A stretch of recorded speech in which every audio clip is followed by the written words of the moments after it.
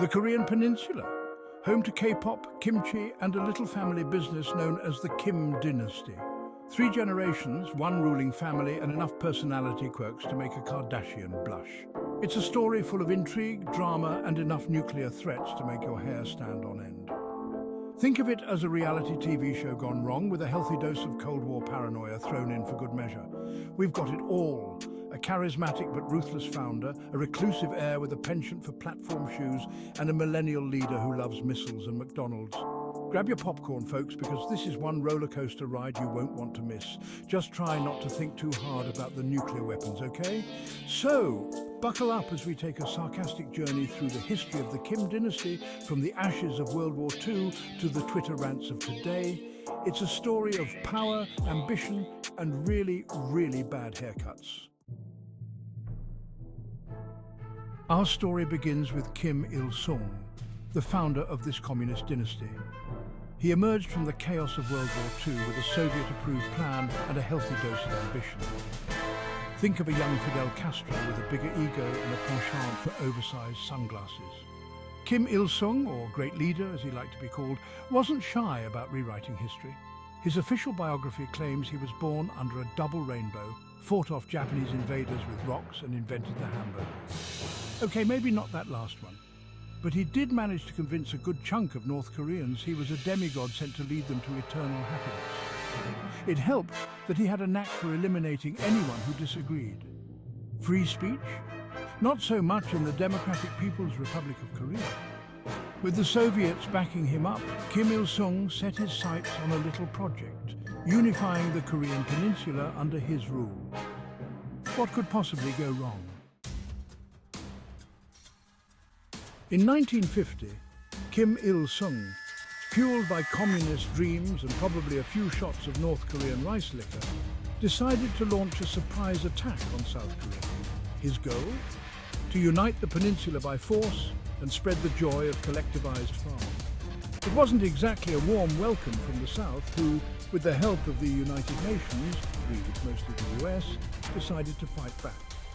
Cue 3 years of brutal warfare with the US and its allies pushing north, then China joining the party and pushing back south. It was a messy, bloody affair that achieved absolutely nothing.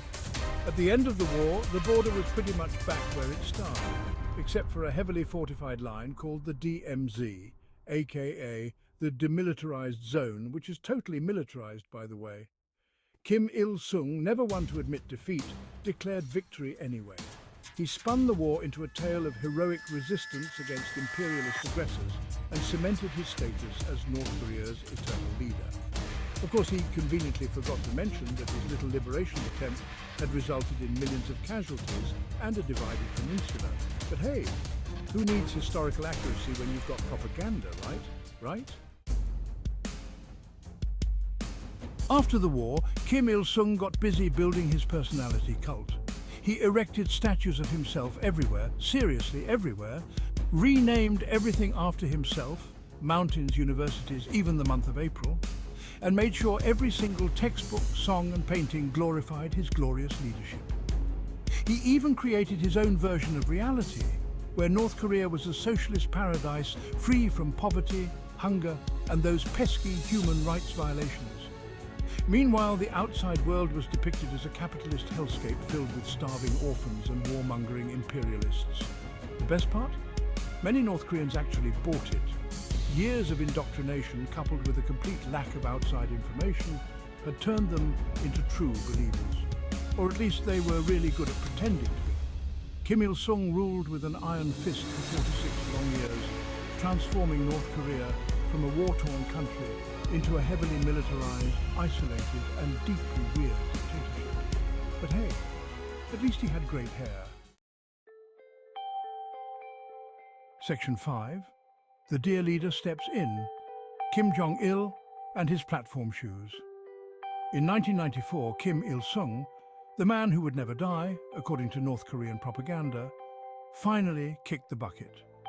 His son, Kim Jong-il, a man who looked like he stepped out of a 1970s disco with his bouffant hair and platform shoes, took over. Kim Jong-il, or Dear Leader as he preferred to be called, was a bit of an enigma. He was rumoured to have a love for Hennessy cognac, Hollywood movies, especially anything with James Bond, and kidnapping South Korean actresses. While his father was a master manipulator, Kim Jong-il was more of a micromanager. He controlled every aspect of North Korean life, from the length of people's hair to the design of the country's postage stamps. Under his rule, North Korea faced a devastating famine in the 1990s, which killed hundreds of thousands, if not millions. But hey, at least the dear leader had his luxury goods, right? Section 6. Kim Jong-un, from Swiss schoolboy to rocket man. When Kim Jong-il passed away in 2011, apparently from a heart attack while on a train, because why not, the world held its breath. Who would take over the reins of this unpredictable nation? Enter Kim Jong-un, the youngest son, and a man who looked suspiciously like a younger, chubbier version of his grandfather. Kim Jong-un, or Supreme Leader, because why be humble, was educated in Switzerland, loved basketball, and reportedly had a soft spot for Katy Perry. He was supposed to be a reformer, a modern leader who would open up North Korea to the world. Well, that didn't quite pan out. Instead, Kim Jong-un doubled down on his family's playbook. He ramped up missile tests, threatened to turn Seoul into a sea of fire, and developed a nuclear arsenal that could actually reach the United States, all while maintaining a surprisingly active Twitter account. Who knew dictators could be so tech-savvy? Section 7, North Korea today. Nuclear ambitions and luxury goods. Today, North Korea remains a paradox. It's a country with nuclear weapons and widespread malnutrition, where citizens are forced to celebrate the birthdays of their leaders while struggling to put food on the table. Kim Jong-un has managed to hold on to power despite international sanctions and condemnation. He's even managed to befriend Donald Trump. Remember that bizarre bromance? It seems like no matter what the world throws at him, Kim Jong-un always comes out on top. Hair perfectly coiffed, of course, but beneath the surface, cracks are beginning to show. Information is slowly seeping into North Korea thanks to smuggled cell phones and USB drives.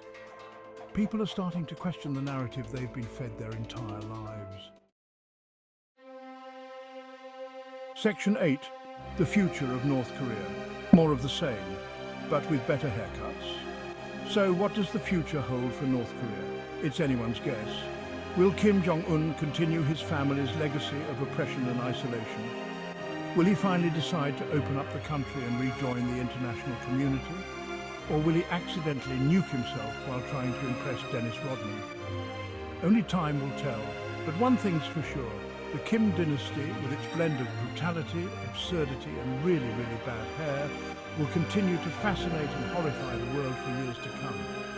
Stay tuned, folks, because this show is far from over.